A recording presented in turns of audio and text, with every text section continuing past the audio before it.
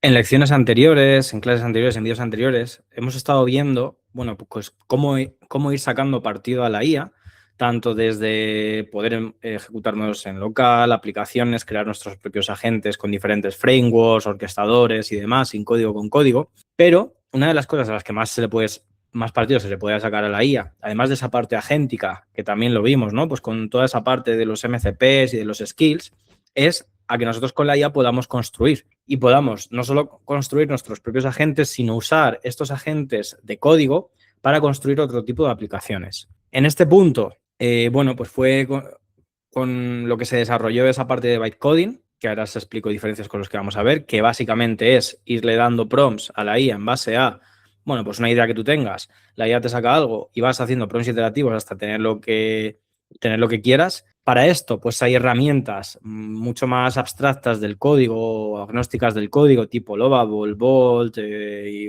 algunas otras que estuvimos viendo, ¿no? Donde tú te abstraes totalmente. Pero esto para prototipos está bastante bien. Lo que pasa es que no tienes todo el control y pierdes algunas partes de lo que sería el desarrollo puro. Entonces, para solucionar esto, para poder seguir teniendo como, bueno, haciendo lo que se llama pair programming, ¿no? Lo que pasa es que en este caso el peer programming, que es a lo mejor lo que harían entre dos colegas de programación, pues uno programando junto al otro, comentando lo que quieren hacer y gestionándolo, esto sería con IA, ¿no? Sería un AI peer programming. Y a esto se le llama SDD que viene de Spec Driven Development, que es desarrollo conducido o basado en especificaciones.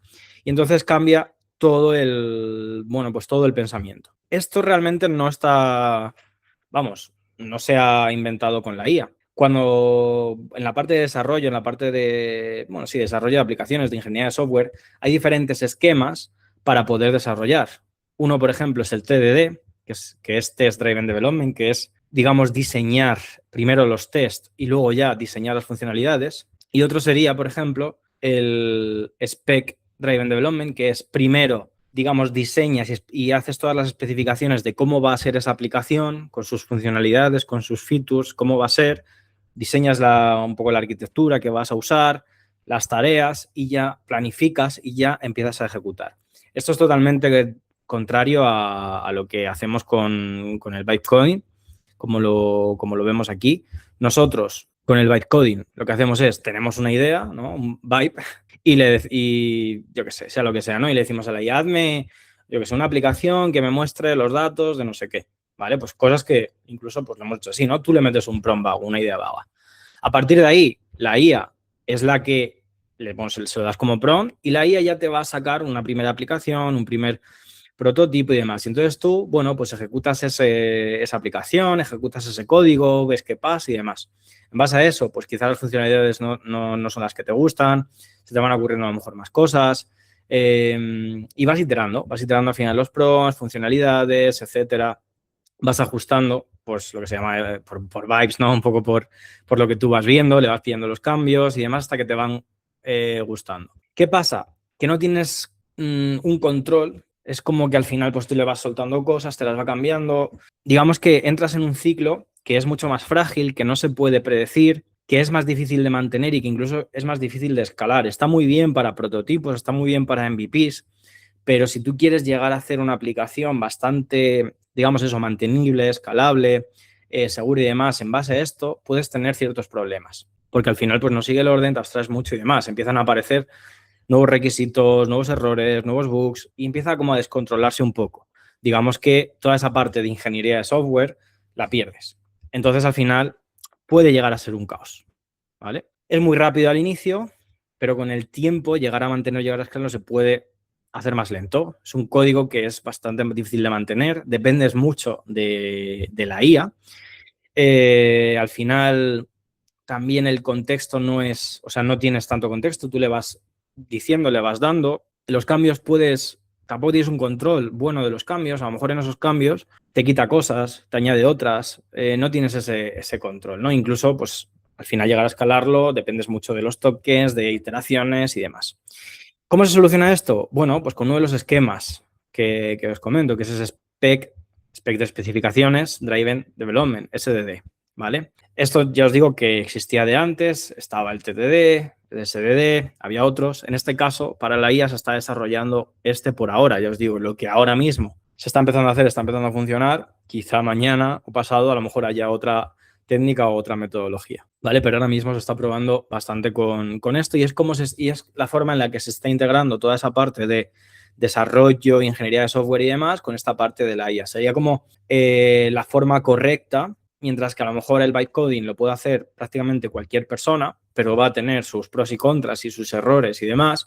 Esto sí que la idea es llevar un esquema, llevar un control, llevar toda esa parte más de ingeniería, de arquitectura, donde nosotros nos centramos en definir y diseñar y es la IA la que pica el código. A diferencia de como ocurría antes, que nosotros especificábamos, diseñábamos, planificábamos, pero también nosotros picábamos el código. Entonces, en este caso, primero, en lugar de tener una idea vaga y empezar por prompts, que puede estar bien para prototipos y para MVPs, en este caso nosotros tendremos que entender y definir bien el problema, bien los objetivos, bien el alcance, las restricciones, entender esa parte de negocio, ¿vale? Entonces, al final nosotros aquí vamos a intentar diseñar y plantear una solución robusta para algo.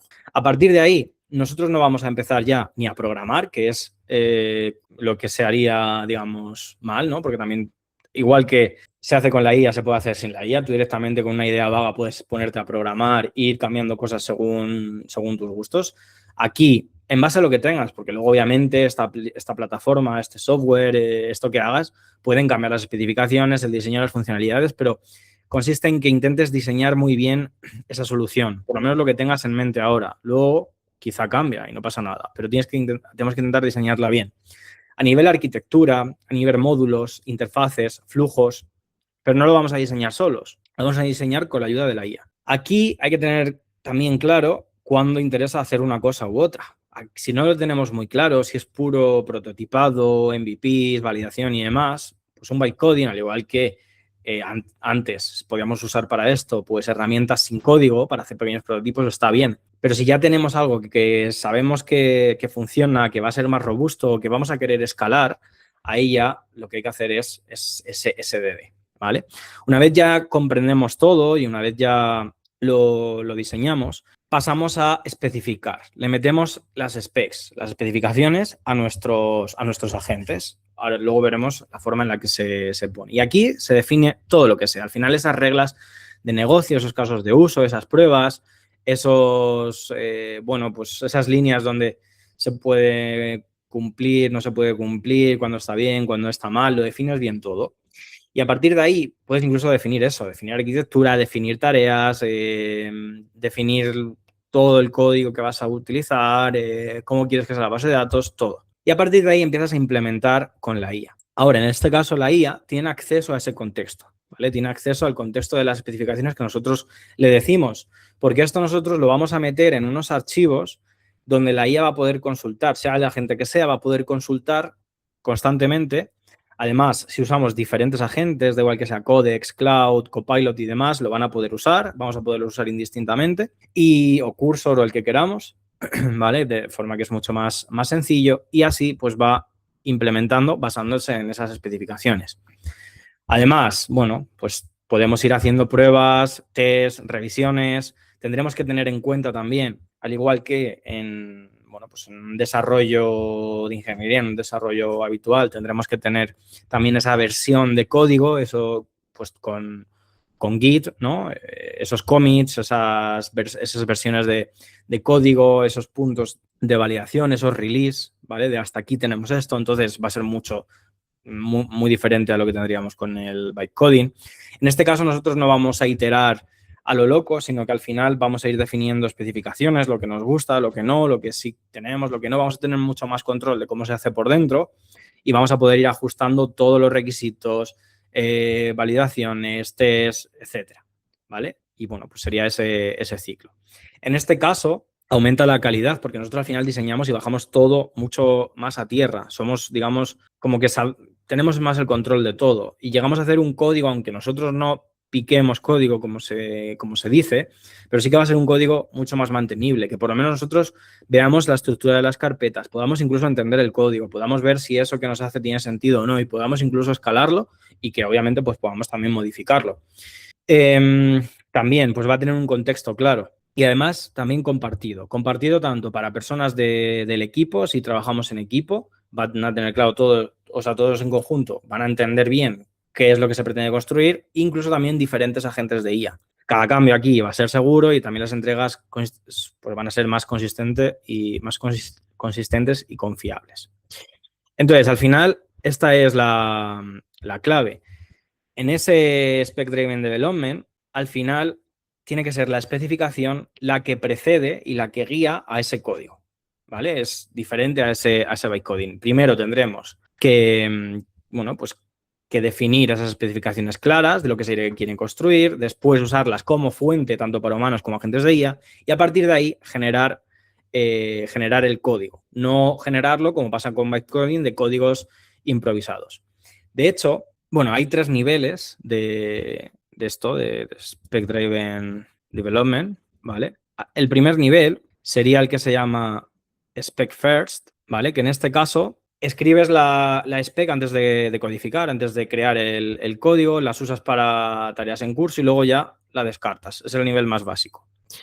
Luego tendríamos el nivel 2, que se llama Spec Anchor, que en este caso la diferencia es que esta spec se mantiene después de completar la tarea y se va usando para la evolución y para mantener pues ese feature, esa funcionalidad o esas características. Y digamos que esta, la creas, se hace la tarea y se borra, esta se va manteniendo y va sirviendo y luego en el nivel 3 tendríamos las spec como fuente, as a source o a source, que es el artefacto principal. Recordad que al final estos artefactos pues son partes o archivos que, bueno, pues que genera la IA o que forman parte de esa IA y que las usa de alguna forma. Puede ser a nivel interno, pesos y demás, o puede ser también contexto, imágenes y cosas que crea.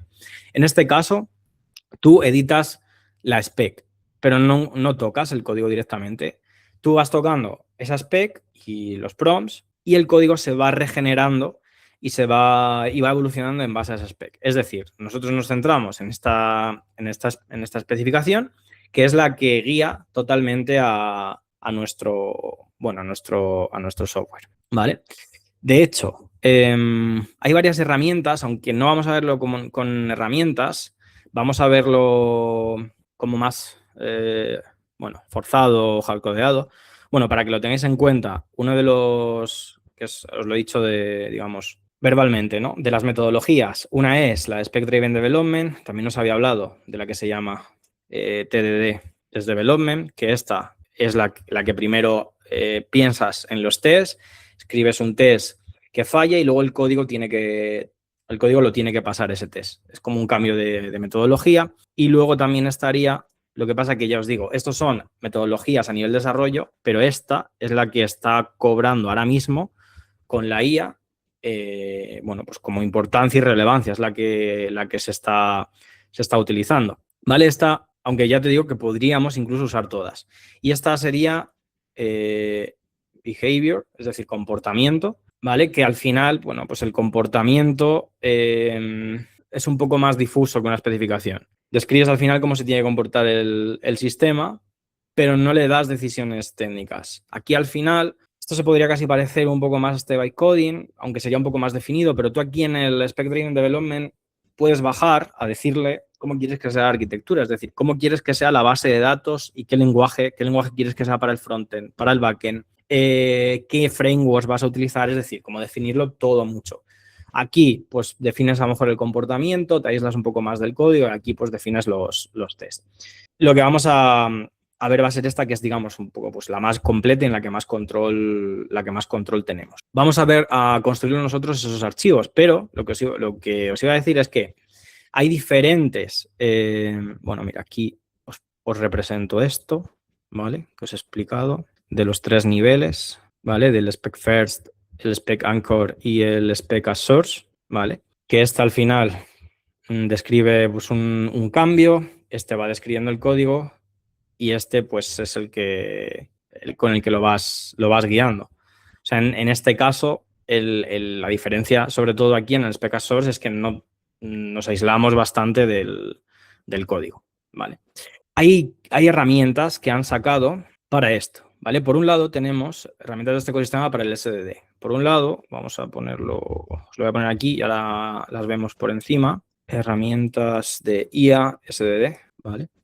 Por un lado tenemos la de GitHub, ¿vale? GitHub ha sacado un GitHub Spec Kit, donde al final nosotros lo podemos utilizar y te va sacando pues todas las... Es un toolkit, es decir, pues ya es un, bueno, pues un kit con diferentes herramientas open source, que lo que te proporciona es un flujo estructurado. Está formado por una constitución, bueno, bueno, sí, es que sería constitución, pero sería como definir o entenderlo, especificar, planificar, crear las tareas e implementar, ¿vale? Ahora lo vemos un poco más en detalle. Otro que es interesante, bueno, vamos a quedarnos en estos dos, hay otros más, y es Kiro de Amazon Web Service. Para mí diría que estos dos son los más interesantes. Vamos a ver, si nosotros nos vamos aquí al GitHub del Spec Kit, bueno, te va explicando un poco el tema de las especificaciones, cómo instalarlo y demás. Y al final lo que se te van creando dentro de tu proyecto, esto lo tendríamos que instalar a nivel proyecto y lo tendríamos que utilizar a nivel proyecto, pues tendríamos un Spec Kit Constitution, que es para crear el proyecto y los principios que, bueno, pues que gobiernan a ese proyecto y las, digamos, las instrucciones para el despliegue y demás. El Spec Kit Specify, que al final aquí lo que le decimos es qué vamos a construir, es decir, qué y por qué, pero aquí no nos meteríamos en la parte técnica. En el Spec Kit Plan, aquí ya sí que le hablamos del stack, es decir, de todas las, bueno, todo el conjunto de herramientas y de tecnologías que vamos a utilizar, incluso las selecciones de arquitectura, pues vamos a usar esto con estas librerías, vamos a utilizar este framework, este tipo de lenguaje, las imágenes van a ser en PNG o en SVG, la base de datos va a ser PostgreSQL, pero en preproducción va a ser SQLite, etcétera, ¿vale? O sea, definirlo todo bien. El Spec Kit Task, que esto es para crear pues, un listado de tareas accionables para implementar este plan, es decir, desde que nosotros creamos pues, un poco esa idea. Después lo bajamos más a tierra con qué es lo que vamos a construir, luego a nivel técnico, luego lo bajamos a tareas y luego con el Spec Kit Implement, con esto ejecuta la gente, ¿no? de IA, ejecuta las tareas y lo va construyendo de acuerdo a este plan. Entonces, podemos usarlo así, podemos usarlo también, visualizarlo con Kiro, ¿vale? Que lo que tendríamos es algo así, pues en nuestro, bueno, directamente en Kiro, incluso dentro de nuestro Visual Studio Code también. Y al final lo que te va sacando es estos puntos, es muy parecido. Las especificaciones, los requisitos, el diseño y el listado de tareas. Y en base a eso, pues va implementando nuestra gente lo va implementando todo. ¿Vale? Todos estos pues son open source.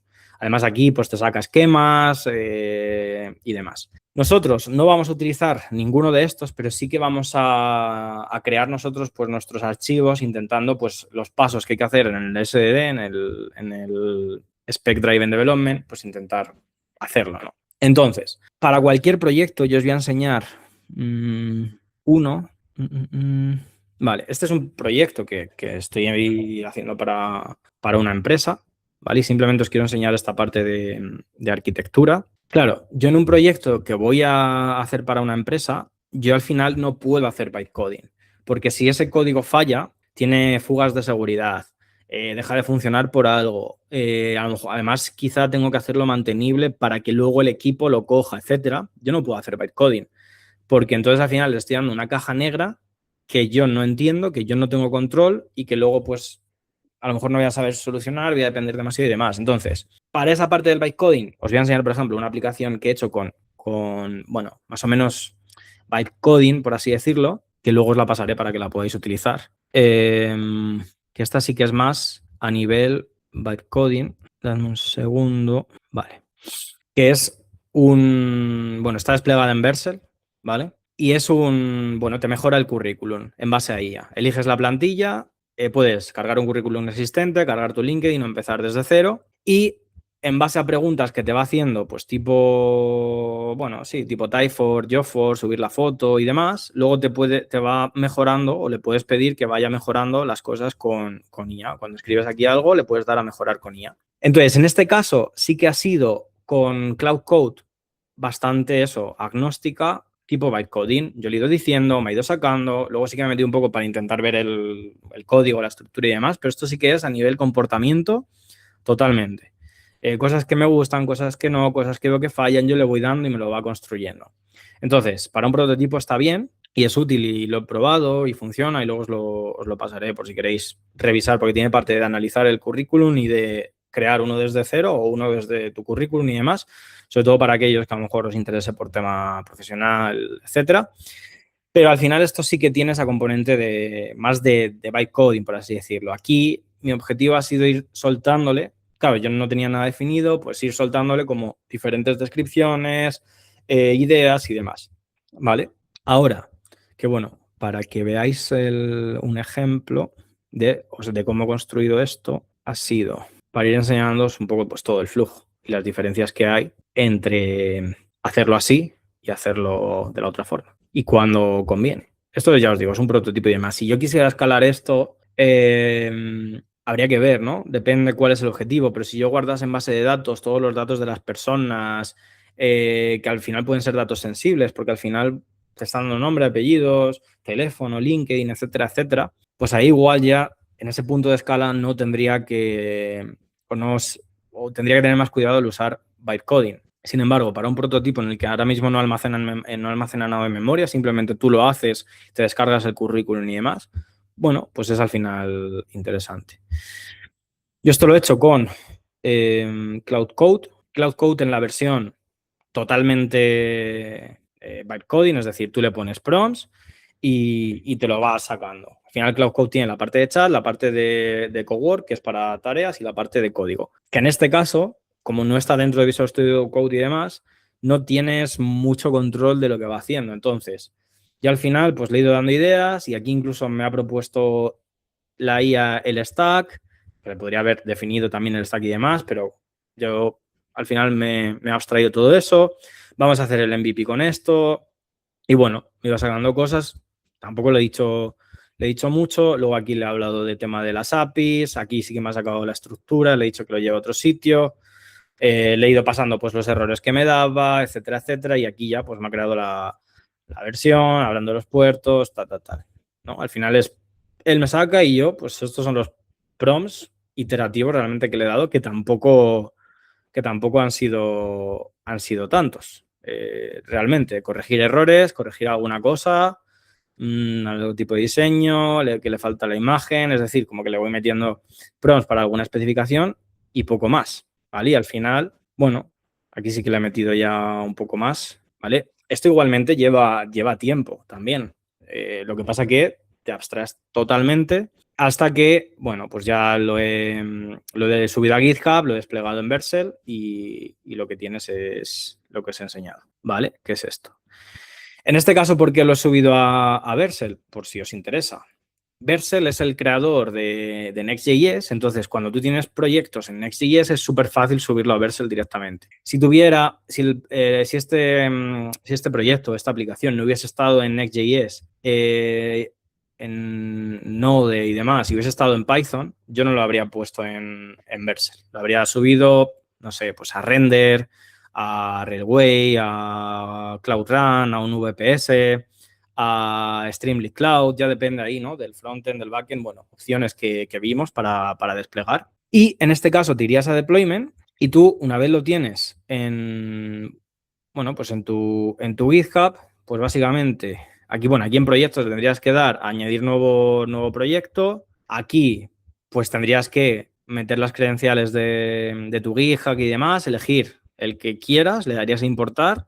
En este caso, pues los que mejor funcionan son los de Next.js y demás. Y es fácil, ya se te despliega y aquí en Deployments puedes ver los que tienes. Y ya clicas aquí y aquí pues tienes todo, te saca un dominio, etcétera, etcétera, con los logs y tal. Y ya pues en este dominio es donde puedes verlo, ¿vale? Y ya se puede utilizar. Tiene cierto límite, ¿vale? Pero bueno, aquí los recursos que utiliza, todo en Node 24, aquí los logs, ¿vale? Pues 200 las peticiones a las APIs, bueno, a los endpoints que hacen, en este caso pues es crear.